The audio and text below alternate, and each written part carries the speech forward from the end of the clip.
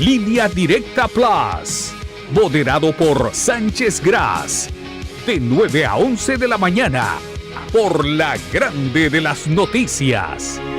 Son las 9 de la mañana, soy Sánchez Gras en Radio Mambí. Oficialmente es primavera. Oficialmente entramos en una nueva estación del año, la primavera, que es la bella estación de las plantas, de los retoños, del color verde, la inspiración de una de las temporadas de Vivaldi en la música, y la primavera, que es la estación de las alergias, ¿ok? El Festival del Claritín, Alegra, Loratadina, Sirte. Hemos pasado por todas. Benadrylina 100 spray no, porque te quedas dormido en el expressway escuchando Radio Mambí y lo que quiero es que estés despierto. Que Dios me los bendiga a todos. ¡Qué domingo! ¡Qué domingo! ¡Qué maravilla! ¡Qué patriotismo! Hago una pausa. Ahí en ese fragmento va lo otro que no es el patriotismo. Es todo lo que ocurrió. Las manifestaciones en la calle fueron tremendas con este juego de béisbol. Oye, Cuba se dio un baño de realidad en Miami. Hasta ahí les llegó la cuerda.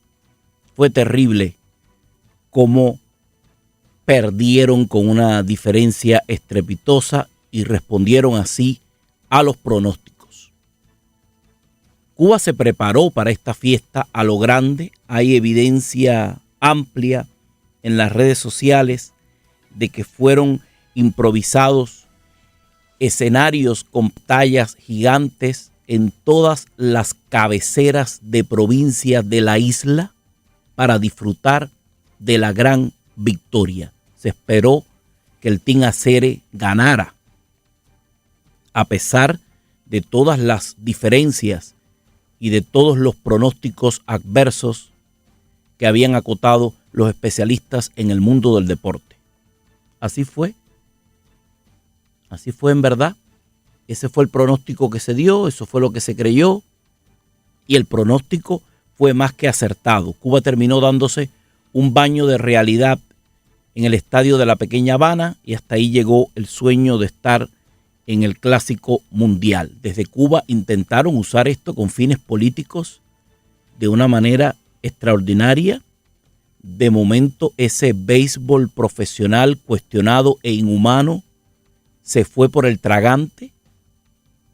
La palabra acere, que a nivel oficial siempre fue una palabra censurada, una palabra vista como soez, como una palabra puesta en la boca de las personas con falta de educación y de instrucción, se convirtió en el lema, y ahora resulta que ser acere es ser bueno, es ser patriota. Ya no eres un chusma si eres un acere.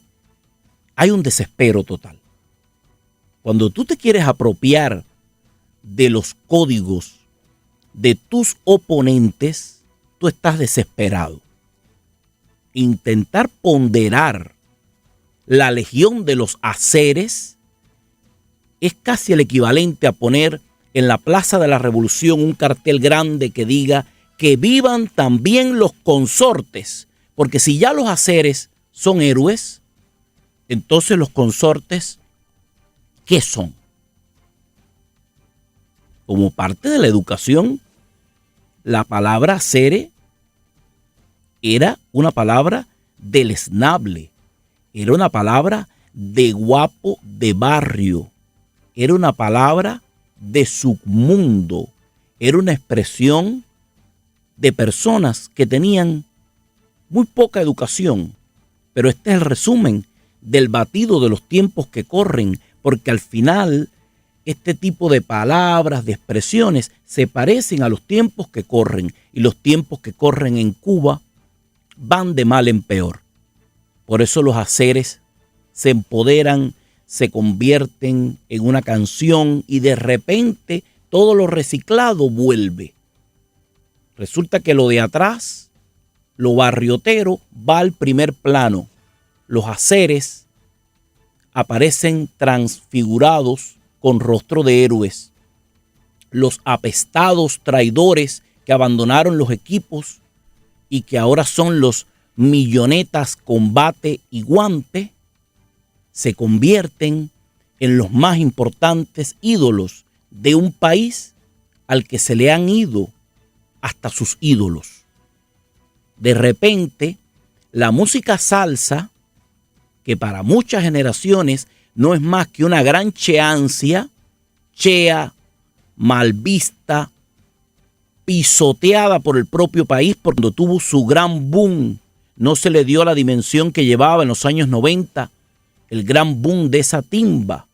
No alcanzó la verdadera dimensión que tenía en brazos del pueblo, porque era una timba progresiva, porque era soez, porque era un tanto chusma, porque usaba palabras que tenían el sabor del gran periodo especial, y entonces era muy poco lo de esa salsa que alcanzaba una gran dimensión. El resultado es el esperado. El ritmo tan cubano no tuvo el apoyo mediático que merecía, y en muy poco tiempo ese boom de la salsa se esfumó, porque se esfumaron también muchos de sus grandes cultores que acogieron el exilio como una opción o que no alcanzaron la dimensión que en el corazón del pueblo tenían. Y entonces le abrieron las puertas inexorablemente a ese reggaetón cubano, barriotero, que estuvo disfrazado de rap horrible de los pueblos del interior, de los municipios, en el que había gente que se autodenominaba artista y todos cantaban sobre la misma pista. Con una pista que andaba en una memoria flash, cualquiera cantaba cualquier cosa, porque era como una expresión artística, rapear y decir encima de eso. Así nació la fábrica de haseres y consortes. Los haseres apestados que se convirtieron en músicos. De esa fábrica de haseres salieron los gente de zona, los orichas, los chacales, los michas, toda esa paliza enorme de sicarios del pentagrama. Destruyeron los pentagramas tal cual como estaban concebidos y se convirtieron en héroes de un pueblo que necesitó tener gente que dijera de un modo distinto, y ellos comenzaron a hacerlo. Con muchas limitaciones, sin ninguna difusión oficial, comenzaron a hacerlo. Y ellos entronizaron a los haseres. Ellos son los grandes haseres, millonarios, multipremiados y en gran medida exiliados. Están fuera de Cuba, donde no han encontrado ese espacio que en verdad hubiesen querido tener en un país normal, en un país de libertades. Y entonces ahora aparece la timba trasnochada de 2 o 3 cultores y 2 o 3 arrepentidos, de esos que van y vienen, de esos que vinieron, hicieron dinero y después viraron para atrás y han aguantado allí cualquier paquete. Entiéndase el nombre de Isaac Delgado, entiéndase el nombre de otros que están allí haciendo de la música, raspando lo que pueden, y aparecen con un gran himno para los haseres que les machacaron la vida culturalmente en tiempo de salsa. Y hacen una gran canción que se llama El Team Hasere, como si la salsa no hubiese fallecido ya, como si ese tipo de música no estuviese en terapia intensiva hace años, porque no alcanzó la dimensión como expresión cultural para que un pueblo le siguiese. Eso fue lo que pasó. Una salsa al estilo noventero, como si el tiempo no hubiese pasado, cantando con términos, con palabras de esas que solo dentro de una timba caben, alabando el éxito y el deseo de que en verdad el pueblo de Cuba, los cubanos de Cuba, hubiesen querido tener la alegría de que este equipo que enviaron al clásico hubiese ganado, hubiese avanzado, porque lo ven como un orgullo de país y lo denominan Team Acere. La verdad que nada más que el nombre fuese para como por un asunto de curaduría, la mayoría de las personas sensatas no tuviesen nada que ver con eso. Pero representa un país, porque quien decide quién representa o no a un país es una dictadura. Estos sí, estos no, que se integren estos 4 o 5 de las ligas profesionales que no han sido frontales ni han hablado mal de nosotros, y vamos a incorporar algunos peloteros de los que siguen jugando en nuestra serie nacional para que vayan a este lugar y para que este batido termine dando el dictamen que amerita, que es el dictamen de que se vea a lo claro que no son nada.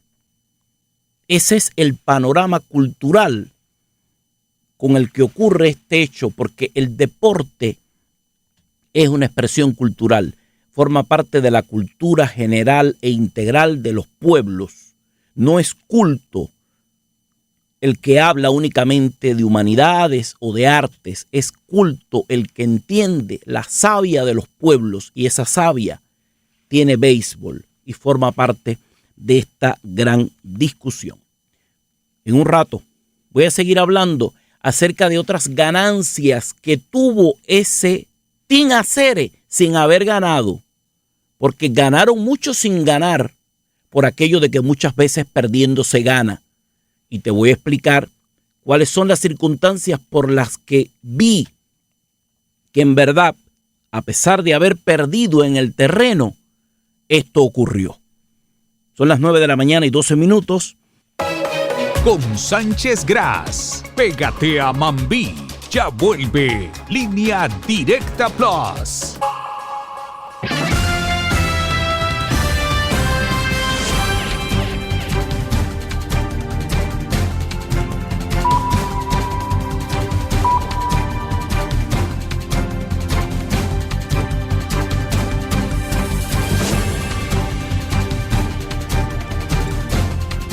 Están desesperados por conversar. Estoy en el 844-446-0710, 844-446-0710. Los voy a atender en breve. Quiero terminar con mi línea de pensamiento sobre lo que estuvo ocurriendo ayer, porque no todos los días ocurre un evento que se presta para hacer análisis como el juego de béisbol de ayer en la pequeña Habana, en el que el resultado final lo único que hizo fue darle un baño de realidad al equipo que vino a representar a Cuba, porque la verdad que fue humillante el resultado. 14-2, así terminó, 14-2.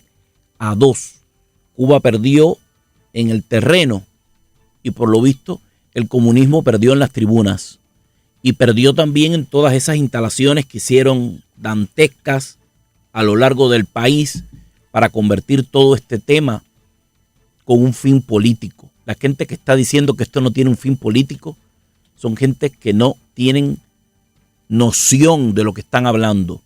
Inmediatamente hubo una pausa en los apagones, inmediatamente se edificaron escenarios improvisados a lo largo y ancho del país, inmediatamente aparecieron pantallas para proyectar el juego, inmediatamente todo esto se vinculó con un llamado a las elecciones del Poder Popular que van a ser en unos días. Este iba a ser el combustible para las elecciones. Si el combustible es perder un juego de béisbol 14-2, pues no habrá elecciones, porque fue una paliza terrible lo que ocurrió, lamentablemente, para quienes estaban esperando otro tipo de resultado. Sin embargo, hubo elementos que diagnosticaron que, aunque pírricas o espurias, sí hubo otras victorias. Hubo otras victorias. Por ejemplo, nunca antes vi una lista de prohibiciones tan grande para un juego de béisbol. Una lista de prohibiciones que fue publicada y difundida prácticamente por la lista de prohibiciones que salió antes de que se desarrollara el juego. No podías ni rascarte la cabeza en el estadio porque iba a ser mal visto. Tenías que tener un código de vestimenta, no carteles, no gritos, no expresiones de ningún tipo. Una lista enorme. Parecía que ibas a entrar a ver un juego de béisbol en Pyongyang, no en Miami. Tremendo, inaudito. Y ocurrieron, por supuesto, una serie de incidentes tremendos, como el de evitar e impedirle la entrada a personas que habían comprado sus boletos caros por demás al estadio por ir con una determinada camiseta, con una franela puesta. ¿Qué iban a hacer con las personas? Exhortarlos a que se desnudaran en público para entrar desnudos al estadio, porque no podían entrar con la indumentaria que llevaban puesta, cuando la industria deportiva es la industria de las indumentarias, de las camisetas, de la ropa.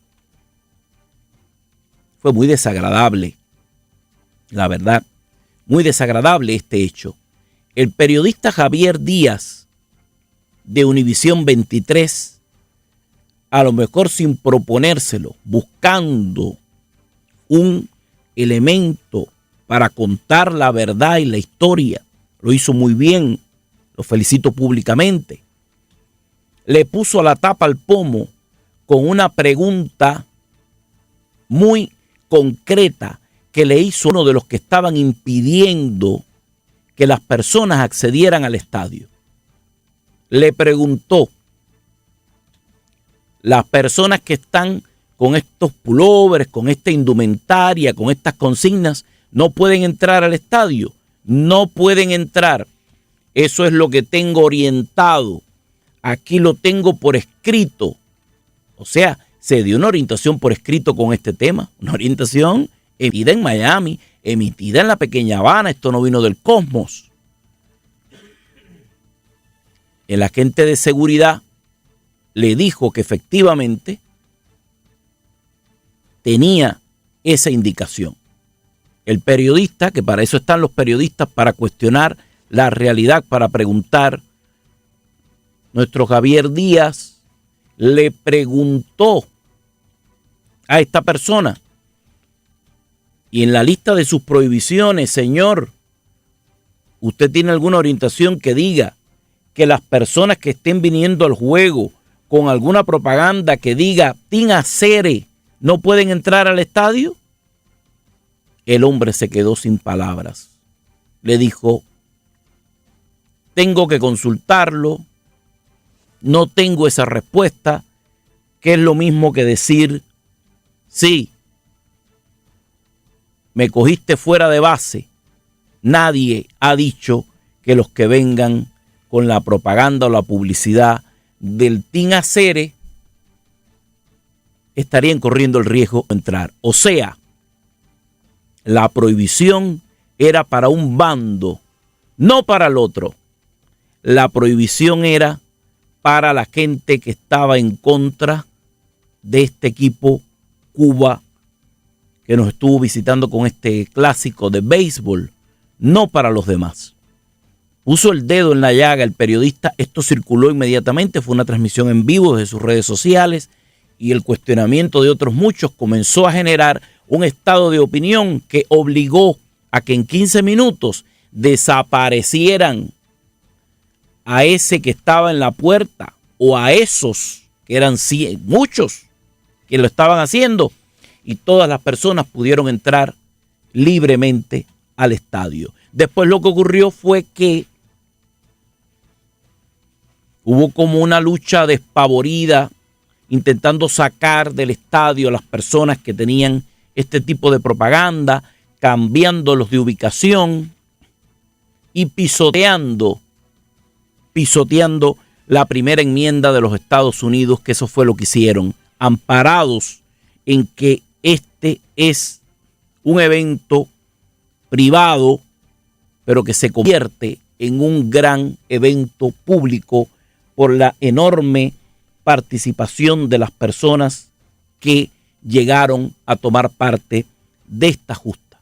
Se burlaron de la primera enmienda de una manera pensada, de una manera horrible, de una manera absolutamente intencional, como mismo se han burlado a través de tecnicismos legales y de negocios hechos por detrás y por encima de la ley al tema del pago y el dinero para la Federación Cubana y para los beisbolistas, porque lo dijo bien claro el representante de la Federación Cubana de Béisbol cuando se le preguntó por el tema del dinero. Dijo: se han establecido convenios, mecanismos, se ha ajustado el sistema para que estos beisbolistas estén en igualdad de condiciones, así como nuestra federación y el equipo. O sea, en caso de que hubiesen ganado el dinero para la Federación Cubana, quién duda de qué manera hubiese podido entrar a la isla y cómo, la verdad, esto pudo haber roto todo lo que está legislado en los Estados Unidos. O sea, hay un poder por encima del poder. Hay un poder capaz de pisotear enmiendas, leyes y de pasarle por encima a lo que en realidad está establecido. Fue un gran evento para hacer publicidad para todo lo que se quería, para que Cuba montara todo ese aparataje. El grupo fue ubicado como equipo en un grupo débil para que pudiera avanzar, porque esto era publicidad también para el clásico, traer a Cuba, generar este encuentro, este posible juego con los Estados Unidos, toda esta discusión. Todo esto estaba fríamente calculado. Lo que quizás no estaba tan calculado es el hecho de que Cuba perdiera 14-2 frente a los Estados Unidos en el escenario perfecto, en el momento más concreto. Perdieron 14-2 en un juego que, debido a cierto ajuste y alteración de las normas, a pesar de que terminó 14-2, ni siquiera contempló el uso de la palabra knockout y llegó hasta el último momento. O sea, perdiendo hay muchas cosas que se ganan. Y el equipo que vino a representar a Cuba ganó muchas cosas en el terreno, nos restregó muchas cosas en la cara y demostró que hay mucha gente a favor de todo lo que se está moviendo en ese ente, que quiere dejar ver que hay una realidad, que no pasa nada y que el Team Acere en verdad pudo y debió hacer lo que le dio la gana en todas nuestras instancias, instalaciones y en nuestros predios. Así ocurrió. Perdiendo muchas veces se gana.